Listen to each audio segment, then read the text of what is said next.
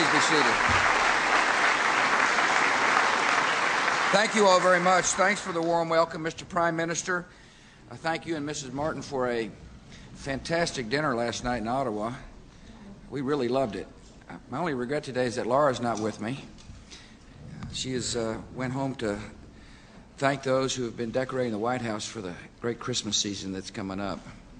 I married well. I appreciate the premiers who are here. Premier Ham, thank you for your hospitality.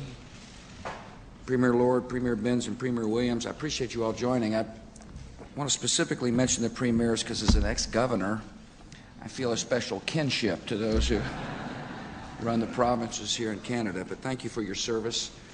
Ambassador Salucci, mayors, local officials, distinguished guests, ladies and gentlemen, I am honored to be with you today to reaffirm America's enduring ties to your country.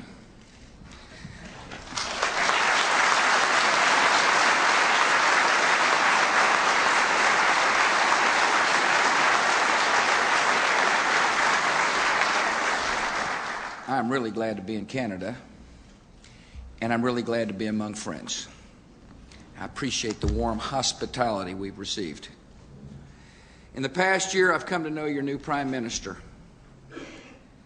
We've met in Mexico, in the United States, in Chile, and now in Canada. Paul Martin is a leader who is asserting Canada's good influence in the world. And as I prepare for a second term in office, I look forward to a successful working partnership between our two countries. Paul and I share a great vision for the future.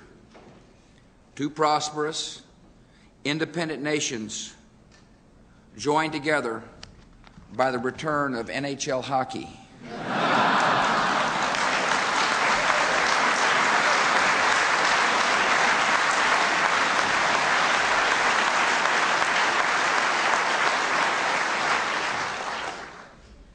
I told Paul that I really have only one regret about this visit to Canada. There's a prominent citizen who endorsed me in the 2000 election, and I wanted a chance to finally thank him for that endorsement. I was hoping to meet Jean Poutine.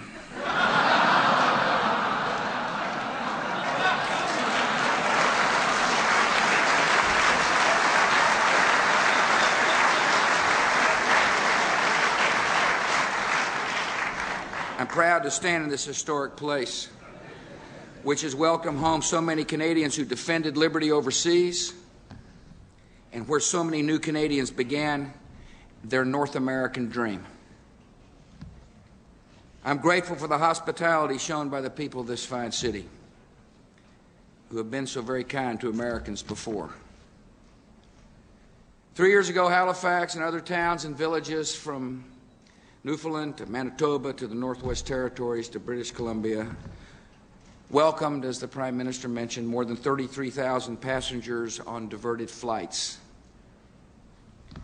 For days after September the 11th, Canadians came to the aid of men and women and children who were worried and confused and had nowhere to sleep. You opened your homes and your churches to strangers. You brought food, you set up clinics, you arranged for calls to their loved ones, and you asked for nothing in return. One American declared, "My heart is overwhelmed at the outpouring of Canadian compassion." How does a person say thank you to a nation? Well, that's something a president can do. And so let me say directly to the Canadian people and to all of you here today who welcomed Americans, thank you for your kindness to America in an hour of need.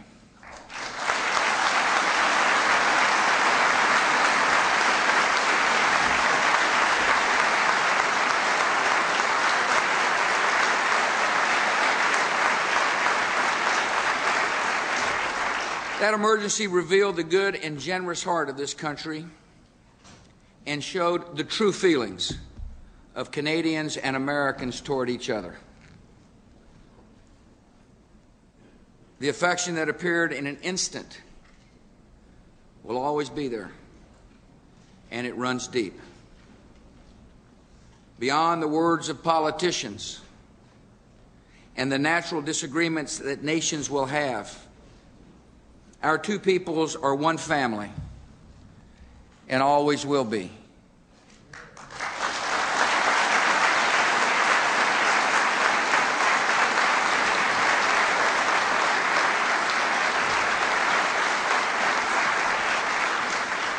We're united in part by the daily contact of commerce, and both our nations are better off for it. In the 10 years since the North American Free Trade Agreement was enacted, trade between the United States and Canada has nearly doubled.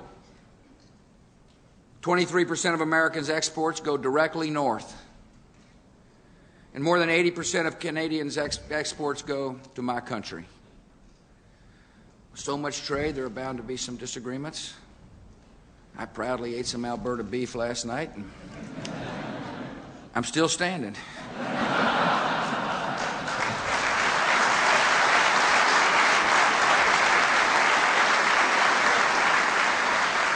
With determined efforts and relying on sound science and mutual goodwill, we can resolve issues. Take, for example, those PEI potatoes. Right, Mr. Premier? Canada represents America's most vital trade relationship in the whole world, and we will do all that is necessary to keep that relationship strong. Yet our ties go deeper than trade. Our community of values reaches back centuries. Canada and the U.S. may have disagreed on the wisdom of separating from the Crown, but we've always agreed on the great principles of liberty derived from our common heritage. We believe in the dignity of every human life, and we believe in the right of every person to live in freedom. We believe in free markets humanized by compassion and fairness. We believe a diverse society can also be united by principles of justice and equality. The values we hold have made us good neighbors for centuries, and they will keep us as strong allies and good friends for the centuries to come.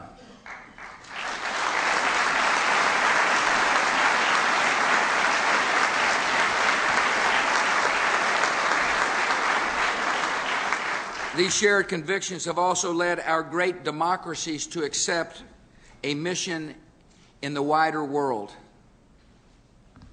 We know it is not possible to live in quiet isolation of our peaceful continent, hoping the problems and challenges of other nations will pass us by. We know there can be no security, no lasting peace in a world where proliferation and terrorism and genocide and extreme poverty go unopposed. We know that our own interests are served by an international system that advances human rights and open societies and free trade and the rule of law and the hope that comes from self-government. Both Canada and the United States have accepted important global duties, and we will meet those responsibilities for our own benefit and for the good of mankind. Canada's leadership is helping to build a better world. Over the past decade, Canadian troops have helped bring stability to Bosnia and Kosovo. Canada's willingness to send peacekeepers to Haiti saved thousands of lives and helped save Haiti's constitutional government. Canadian troops are serving bravely in Afghanistan at this hour. Other Canadians stand on guard for peace in the Middle East, in Cyprus, Sudan, and the Congo. Just 2 weeks ago, NATO countries showed their esteem for your military by electing General Rayano as chairman of NATO's military committee. This admiration for your armed forces goes way back, and for good reason. It was said during World War I, the Canadians never budge. America respects the skill and honor and the sacrifice of Canada's armed forces. Our nations play independent roles in the world, yet our purposes are complementary. We have important work ahead. A new term in office is an important opportunity to reach out to our friends. I hope to foster a wide international consensus among three great goals. First great commitment is to defend our security and spread freedom by building effective multinational and multilateral institutions and supporting effective multilateral action. The tasks of the 21st century, from fighting proliferation to fighting the scourge of HIV/AIDS to fighting poverty and hunger, cannot be accomplished by a single nation alone. The United States and Canada participate together in more multilateral institutions than perhaps any two nations on earth. From NATO in Europe to the OAS in the Western Hemisphere to APEC in the Pacific. Canada and the United States are working with a coalition of nations through the Proliferation Security Initiative to stop and seize shipments of weapons of mass destruction, materials and delivery systems on land and at sea and in the air. America always prefers to act with allies at our side, and we're grateful to Canada for working closely with us to confront the challenges of Iran and North Korea. Multilateral organizations can do great good in the world. Yet the success of multilateralism is measured not merely by following a process, but by achieving results. The objective of the UN and other institutions must be collective security, not endless debate. For the sake of peace, when those bodies promise serious consequences must follow. America and Canada helped create the United Nations. And because we remain committed to that institution, we want it to be more than a League of Nations. My country is determined to work as far as possible within the framework of international organizations. And we're hoping that other nations will work with us to make those institutions more relevant and more effective in meeting the unique threats of our time. Our second commitment is to fight global terrorism with every action and resource the task requires. Canada has taken a series of critical steps to guard against the danger of terrorism. You created the Department of Public Safety and Emergency Preparedness. You've toughened your anti-terror laws. You're upgrading your intelligence. I want to thank the government for all those constructive and important decisions. Our two countries are working together every day, to keep our people safe. That is the most solemn duty I have and the most solemn duty the Prime Minister has. From the Smart Border Accord to the Container Security Initiative to the Joint Command of NORAD, we are working together. I hope we'll also move forward on ballistic missile defense cooperation to protect the next generation of Canadians and Americans from the threats we know will arise. The energetic defense of our nations is an important duty. Yet defense alone is not a sufficient strategy. On September the 11th, the people of North America learned that two vast oceans and friendly neighbors cannot fully shield us from the dangers of the 21st century. There is only one way to deal with enemies who plot in secret and set out to murder the innocent and the unsuspecting. We must take the fight to them. We must be relentless and we must be steadfast in our duty to protect our people. Both of the countries have learned this lesson. In the early days of World War II, when the United States was still wrestling with isolationism, Canadian forces were already engaging the enemies of freedom from the Atlantic, across the Atlantic. At the time, some Canadians argued that Canada had not been attacked and had no interest in fighting a distant war. Your Prime Minister, Mackenzie King, gave this answer: we cannot defend our country and save our homes and families by waiting for the enemy to attack us. To remain on the defensive is the surest way to bring the war to Canada. Of course, we should protect our coasts and strengthen our ports and cities against attack. The Prime Minister went on to say we must also go out and meet the enemy before he reaches our shores. We must defeat him before he attacks us, before our cities are laid to waste. Mackenzie King was correct then, and we must always remember the wisdom of his words today. In the new era, the threat is different, but our duties are the same. Our enemies have declared their intentions, and so have we. Peaceful nations must keep the peace by going after the terrorists, disrupting their plans, and cutting off their funding. We must hold the sponsors of terror equally responsible for terrorist acts. We must prevent outlaw regimes from gaining weapons of mass destruction and providing them to terrorists. We must stay at these efforts with patience and resolve until we prevail. Our third great commitment is to enhance our own security by promoting freedom and hope and democracy in the broader Middle East. The United States and Canada and all free nations need to look ahead. If 20 years from now the Middle East is dominated by dictators and mullahs who build weapons of mass destruction and harbor terrorists, our children and our grandchildren will live in a nightmare world of danger. That must not happen.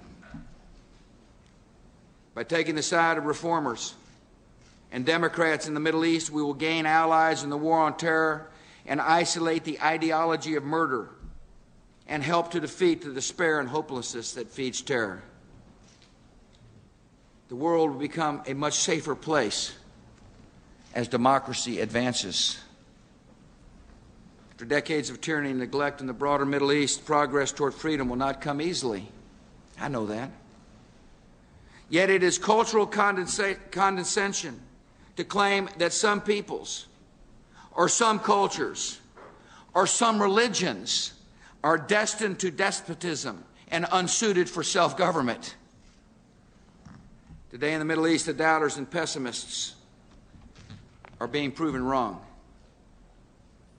We're seeing movement toward elections and greater rights for women and open discussion of peaceful reform. I believe that people across the Middle East are weary of poverty and oppression and plead in silence for their liberty. I believe this is an historic moment in the broader Middle East, and we must seize this moment by standing with everyone who stands for liberty. We're standing with the people of Afghanistan, a nation that has gone from a safe haven for terrorists to a steadfast ally in the war on terror in 3.5 short years.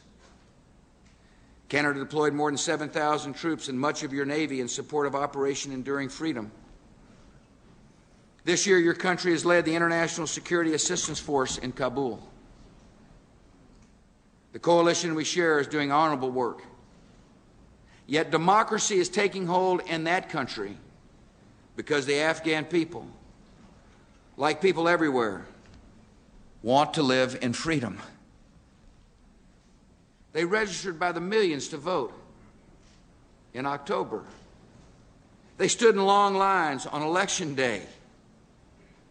An Afghan widow brought all 4 of her daughters to vote alongside her. She said, when you see women here lined up to vote, this is something profound. I never dreamed this day would come. But that woman's dream finally arrived, as it will one day across the Middle East.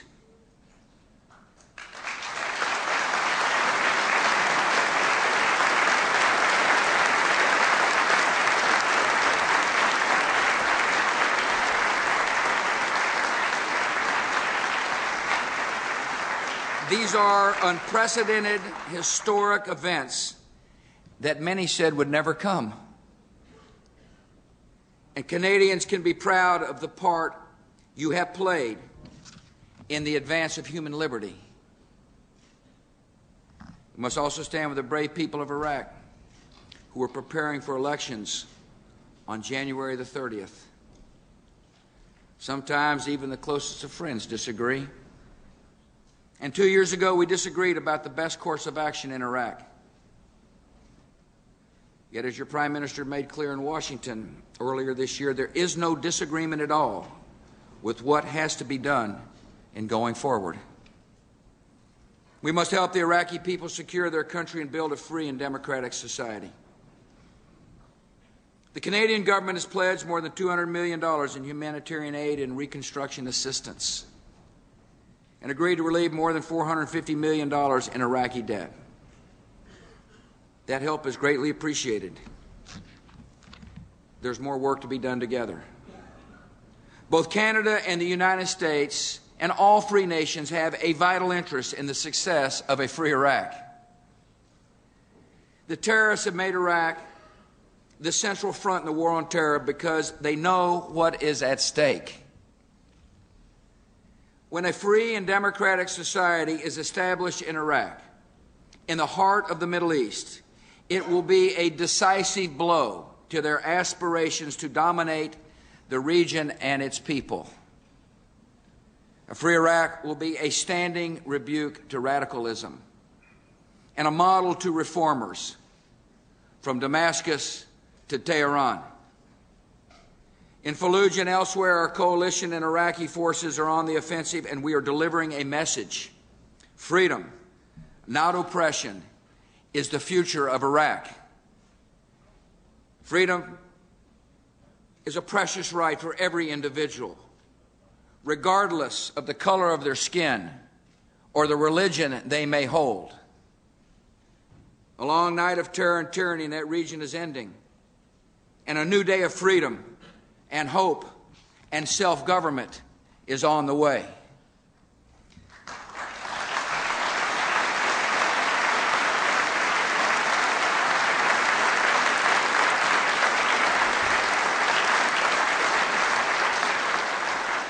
And we will stand with the Palestinian and Israeli peoples and help end the destructive conflict between them. Prime Minister Martin has expressed the desire of his government to take a broader role in the quest for peace and democracy, and America welcomes your involvement. It's a time of change and a time of hope in that region. We seek justice and dignity and a viable, independent, and democratic state for the Palestinian people.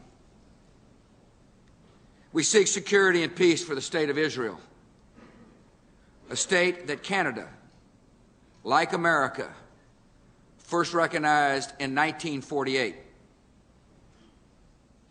These are worthy goals in themselves, and by reaching them, we will also remove an excuse for hatred and violence in the broader Middle East. Achieving peace in the Holy Land is not just a matter of pressuring one side or the other on the shape of a border or the site of a settlement. This approach has been tried before without success. As we negotiate the details of peace, we must look to the heart of the matter, which is the need for a Palestinian democracy. The Palestinian people deserve a peaceful government that truly serves their interests. And the Israeli people need a true partner in peace. Our destination is clear. 2 states, Israel and Palestine, living side by side in peace and security. And that destination can be reached by only one path: the path of democracy and reform and the rule of law. If all parties will apply effort, if all nations who are concerned about this issue will apply goodwill, this conflict can end and peace can be achieved. And the time for that effort and the time for that goodwill is now. The United States and Canada face common threats in our world, and we share common goals that can transform our world. We're bound by history and geography and trade and by our deepest convictions. With so much in common and so much at stake, we cannot be divided. I realize, and many Americans realize, that it's not always easy to sleep next to the elephant. Sometimes our laws and our actions affect Canada every bit as much as they affect us. And we need to remember that. And when frustrations are vented, we must not take it personally.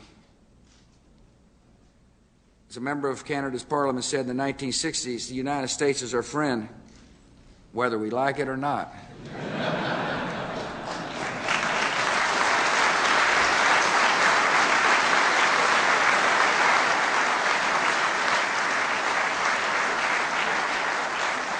When all is said and done, we are friends, and we like it.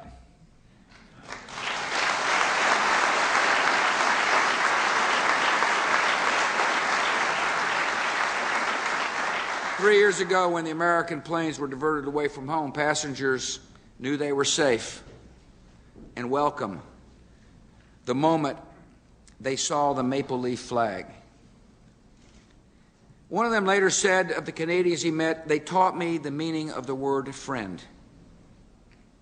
For generations, the nation of Canada has defined the word friend, and my country is grateful.